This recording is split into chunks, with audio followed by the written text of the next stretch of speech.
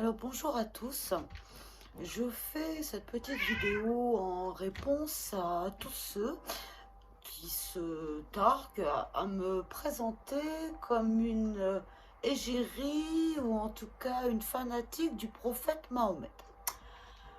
Alors, je vais être claire, hein, je ne suis absolument pas fanatique du prophète Mahomet comme je ne suis pas fanatique du prophète Jésus-Christ ou d'autres prophètes. J'entends parler du concept de laïcité tel qu'il devrait être, selon moi, appliqué. C'est-à-dire le respect de toutes les religions. Je dis bien de toutes les religions, y compris la religion musulmane. Et si je prends la défense de la communauté musulmane, c'est tout simplement parce qu'actuellement, et depuis des années, mais encore plus actuellement, on est en train de dévoyer la laïcité. C'est-à-dire que la laïcité a plusieurs vitesses. Il y a des choses qu'on peut dire sur les musulmans et qu'on n'a pas le droit de dire sur les catholiques ou sur les juifs. Moi, ça ne me convient pas. Je n'ai personnellement, aucune religion. Je suis d'éducation catholique. J'ai fait mon catéchisme, j'ai fait ma profession, ma communion, ma profession de foi, puis j'ai arrêté. J'ai arrêté tout simplement, mais je respecte absolument tous ceux qui ont une religion. Ça fait partie du concept de laïcité, le respect du culte, quel qu'il soit, dans le cadre de la sphère intime, privée. Et on me dit aujourd'hui, tu es une ayatollah de Mahomet, pardon. Je suis une ayatollah de quoi, moi? Je suis une ayatollah du respect des personnes, y compris dans leur religion, fût-elle musulmane. Et tous ceux qui, forcément, systématiquement, associent la religion musulmane à l'islamiste, font preuve d'un obscurantisme abject. Je ne suis pas une exégète du Coran, comme je ne suis pas une exégète de la Bible ni de la Torah. Je suis une citoyenne française qui demande à ce que la confession musulmane et à ce que nos citoyens, nos concitoyens de confession musulmane soient considérés comme tout autre concitoyen français. Et ceux-là même me disent que je fais quasiment du prosélytisme pour l'islamiste. Pardon. Alors, on n'a pas la conception de l'islamisme. Pour moi, les radicaux islamistes, comme on les appelle, ne sont pas des musulmans. Parce que le Coran est relisez les sourates. Et n'interprétez pas celles que vous voulez interpréter, mais relisez les sourates. Le Coran, comme la Bible, comme la Torah, les trois religions monothéistes, reposent sur le concept du sacré de la vie. La vie est sacrée. Mais c'est bien plus facile en ces temps-là de faire l'amalgame entre un musulman et un islamiste. Parce qu'il y a une différence à faire. Et cette différence, elle doit être faite. Et elle est notable. Alors, ce matin, on va dire ça vulgairement, je me prenais la tête avec quelqu'un, voilà, qui projetait en moi une ayatollah du prophète Mahomet et au-delà. En disant des choses relativement inentendables sur la communauté musulmane. Moi, la communauté musulmane, pour ce que j'en connais, je ne peux avoir que du respect. Par contre, je m'interroge sur les intégristes catholiques. Par contre, je m'interroge également sur les intégristes juifs.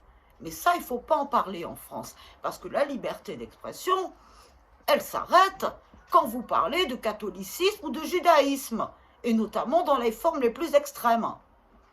Moi, si j'ai choisi de parler de la communauté musulmane en des termes respectables, parce que cette communauté est respectable, C'est tout simplement parce que je défends le concept originel de la laïcité.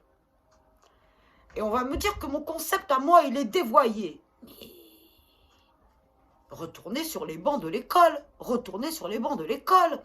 Et quand on me dit, quand j'entends que l'islam est facteur de violence, de haine,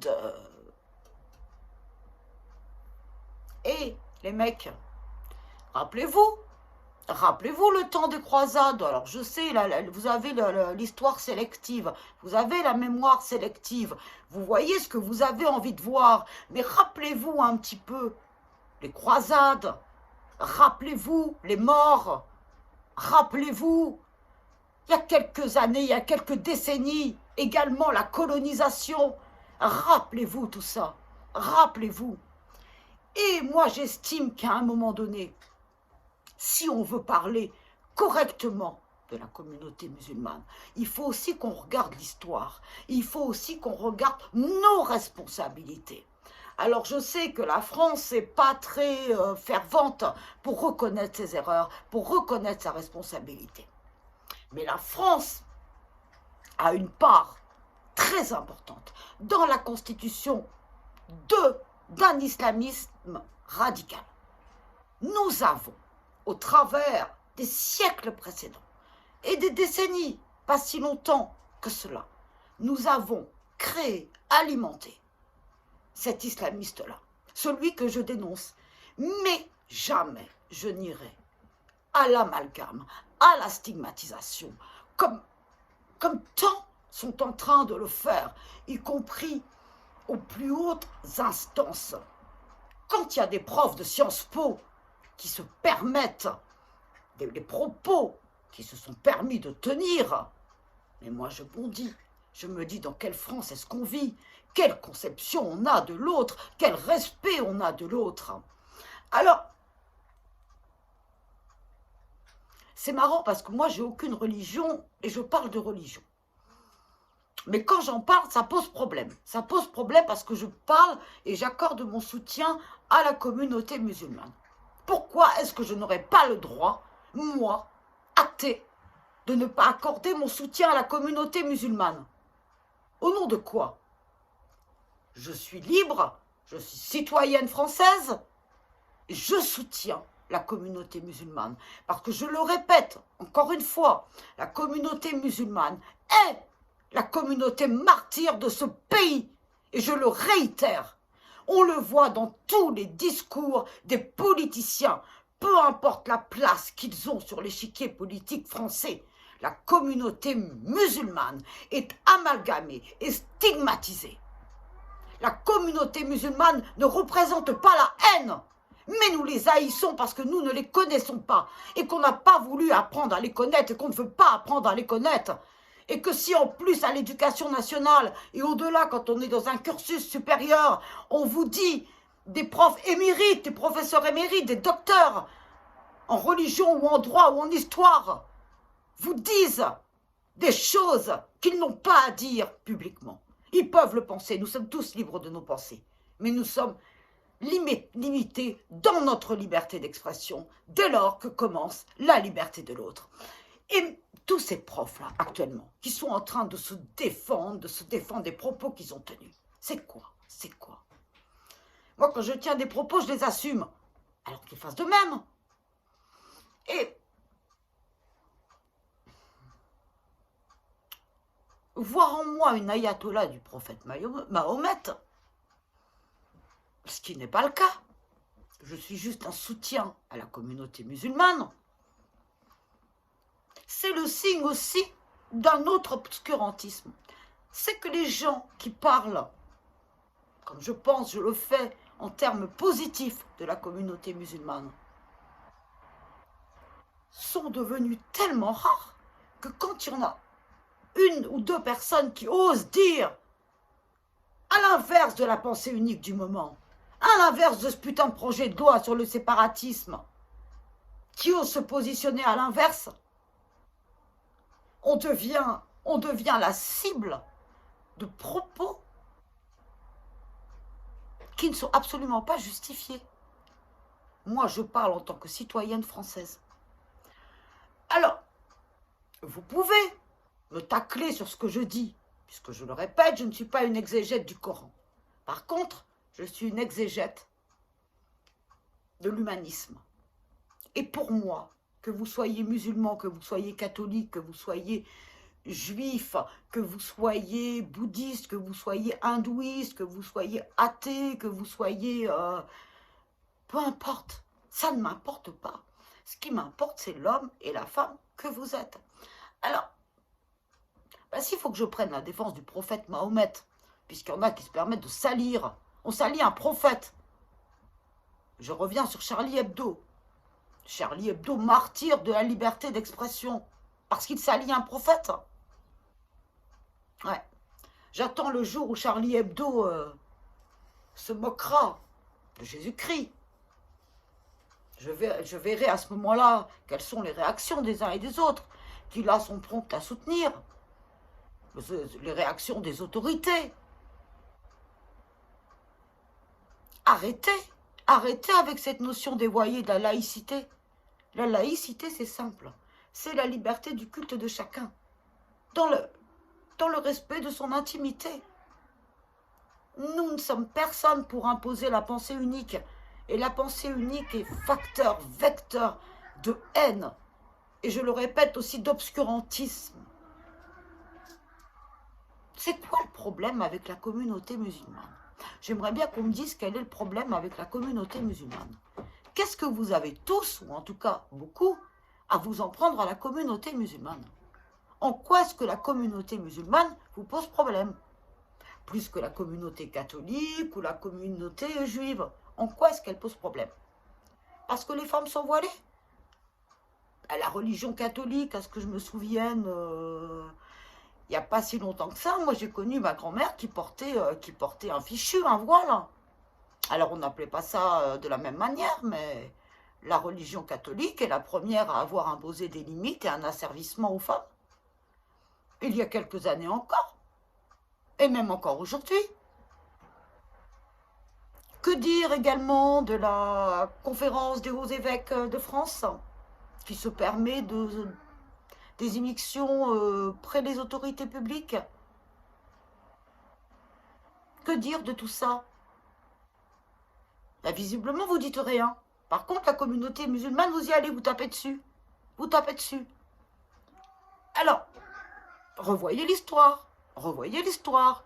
Rappelez-vous de vos grands-mères, de vos arrière-grands-mères. Rappelez-vous, quand elles allaient à la messe le dimanche.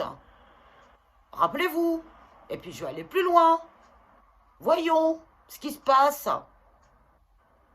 Je vous parlais de la pédophilie au sein de l'Église catholique, notamment.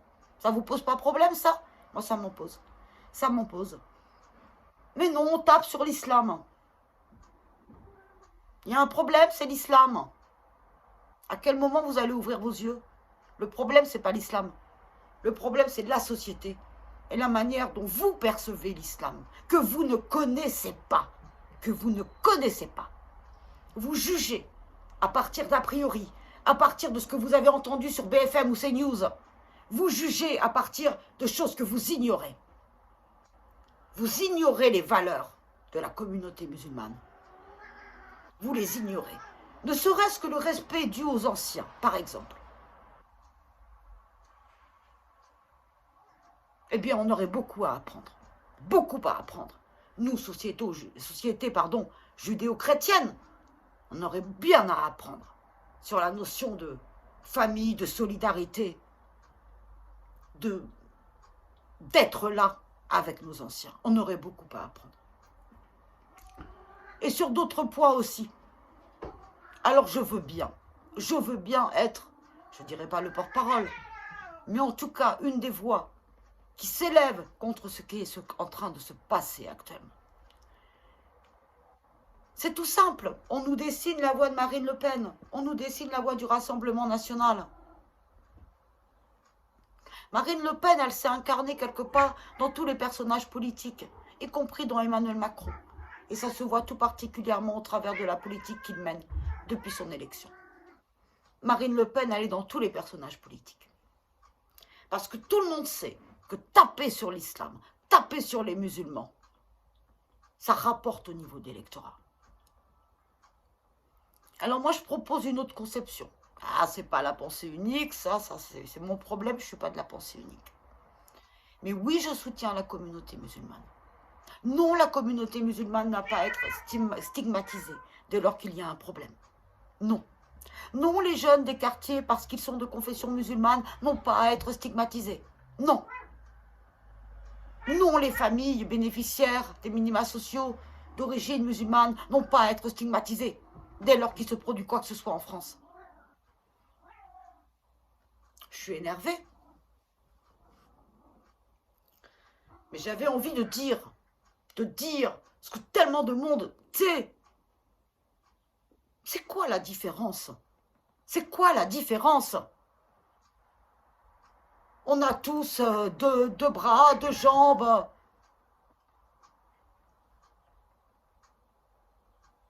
Donnez-moi la réponse, c'est quoi la différence entre moi qui suis athée et une personne de confession musulmane? C'est quoi la différence? Il n'y en a pas. Il n'y en a pas. Il y en a si vous vous attachez à la pensée unique. Il y en a si vous êtes dans la haine, dans le rejet de l'autre, parce qu'il est différent dans ses obédiences religieuses. Mais bordel, c'est un droit, c'est une liberté, garantie par la Constitution française du 4 octobre 1958. Alors arrêtez d'instaurer, de distiller ce climat, cette haine anti-musulman. Ne faisons pas un problème de ce qui n'en est pas un. L'islamisme radical est un problème, est une menace. Les premières victimes sont les musulmans eux-mêmes. De par la stigmatisation, de par l'amalgame que vous en faites, que nous faisons, alors qu'il n'y a pas lieu d'en faire. Ne mélangez pas tout. Ne mélangez pas tout, bordel de merde. C'est pas parce que vous avez une maman voilée ou une femme qui porte le voile qu'elle est islamiste. C'est pas parce que vous avez un papa en djellaba que c'est un islamiste. C'est un homme, c'est une femme. Quand est-ce que vous allez revenir aux fondamentaux, aux basiques de l'humanité? L'homme. Karl Marx disait « La religion est l'opium du peuple ». Moi, j'ai envie de dire que la religion, c'est le business des politiques actuellement. C'est le business des politiques. C'est bankable de parler religion et de frapper sur l'islam. C'est bankable, c'est buzzable. C'est sûr qu'on sera repris par BFM, qu'on sera repris par CNews, qu'on sera repris par les réseaux sociaux. Allez, tapez du musulman. Vous voulez faire le buzz, c'est facile. Moi, je ne suis pas là pour faire le buzz. Je me fiche si ma vidéo récolte une vue ou 3000, je m'en tape. Je suis là. Déjà parce que j'ai choisi de l'être. Et parce que j'ai une conception de l'homme, de l'humain, de la laïcité, de la République française, qui n'est pas celle qui est véhiculée actuellement. Alors, je fais cette vidéo tout simplement parce que j'ai eu cet échange avec cette personne. Et également parce que je suis un petit peu ce qui se passe au niveau de l'actualité. Et une nouvelle fois, je dis merde à tout ça. Je dis merde et j'emmerde le politiquement correct. Et si ça ne plaît pas que je sois soutien de cette communauté musulmane, qui, je le répète, a des valeurs que nous n'avons plus, eh bien, que ça embête. Je m'en fous, moi. Je m'en fous.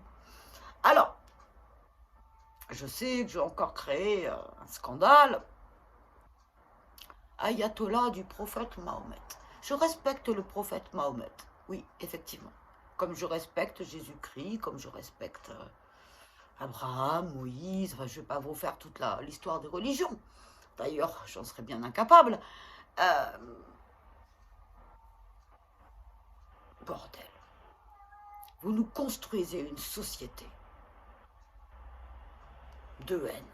Vous nous construisez une société où l'autre devient un ennemi, a priori, parce que différent, notamment par sa confession religieuse.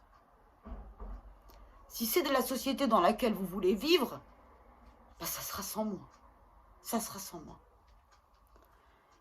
Et je voudrais Et je le dis à chaque fois que je fais une vidéo sur ce thème-là, je voudrais qu'il y ait de plus en plus de personnes qui ne soient pas forcément de confession musulmane et qui disent leur soutien à la communauté musulmane. Je le répète, communauté martyre de ces dernières décennies. Mais alors, dire ça, c'est créer un scandale.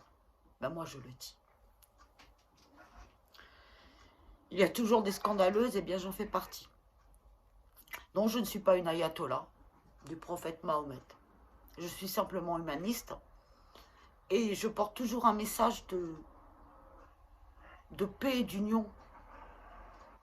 Même si aujourd'hui je suis en colère. Mais le fond du message, c'est ça. On est tous les mêmes, bordel. On est tous, hommes avec un grand H. Il n'y a qu'une seule race. Il y a la race humaine. Il y a la race végétale, la race animale, et il y a la race humaine. Je suis de la race humaine. Vous êtes tous de la race humaine. Il n'y a pas de distinguo à faire. Et surtout pas à partir d'une confession religieuse. Surtout pas. Alors moi, j'aimerais qu'on soit de plus en plus nombreux à porter ce message d'union, de respect, d'une laïcité correctement appliquée et correctement transmise à nos enfants. Comment parle-t-on de laïcité aujourd'hui à nos enfants à l'école? Je ne vais pas revenir sur l'affaire Samuel Paty, je ne vais pas y revenir. J'en ai suffisamment parlé. Mais posons-nous les bonnes questions. Posons-nous, qu'est-ce qu'on veut? Qu'est-ce qu'on veut? Soit on veut une société où on vit les uns avec les autres, soit on adopte un mode de fonctionnement des uns contre les autres. Moi, je retiens la première hypothèse. Alors voilà, c'était mon coup de gueule et ma réitération de mon soutien pour une communauté qui aujourd'hui est source de toutes les diffamations, est source de toutes les contre-vérités, est source de toutes les subjectivités, parce que chacun fait son interprétation de telle ou telle sourate. Avant de parler des choses, avant de juger, apprenez à connaître. Apprenez à connaître. Et oui, la différence est une richesse pour notre société, sur tous les plans.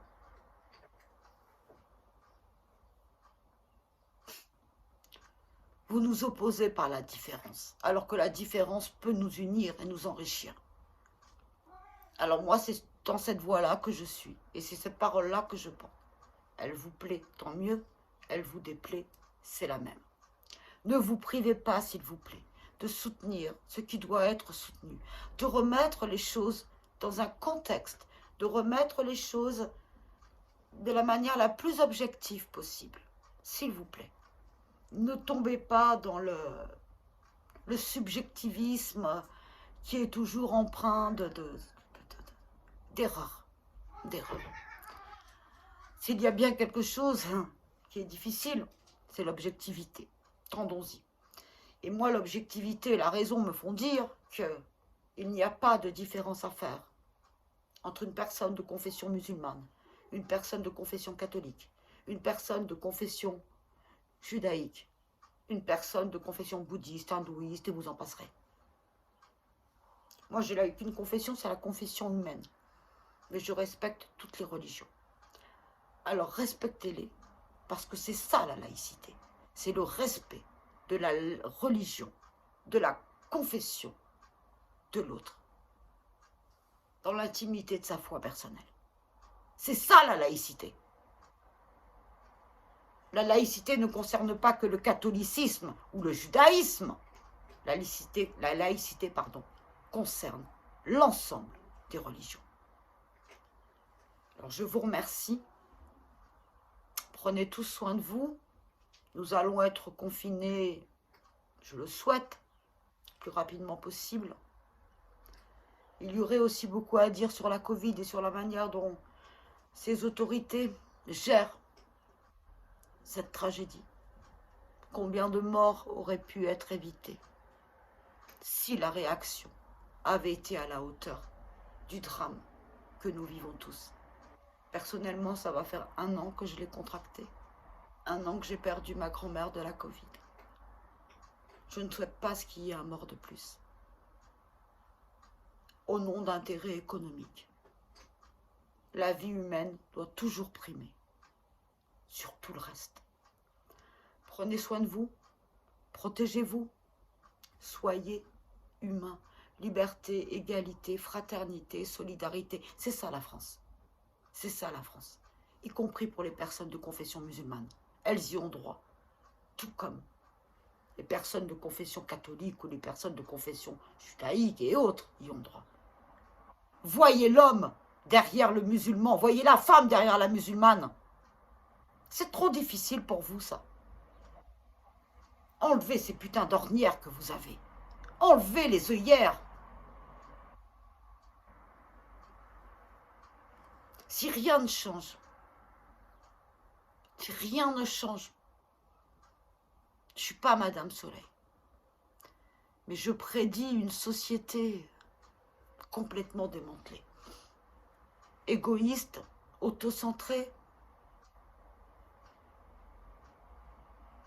haïssant la différence. Je ne veux pas de cette société-là. J'en veux pas. Merci. Excellente journée à tous. Appliquez les gestes barrières. Pour le moment, c'est la seule chose qui puisse nous protéger.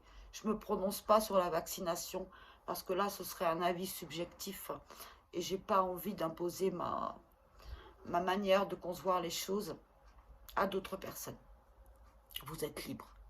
Liberté. Je vous remercie. Excellent samedi à tous.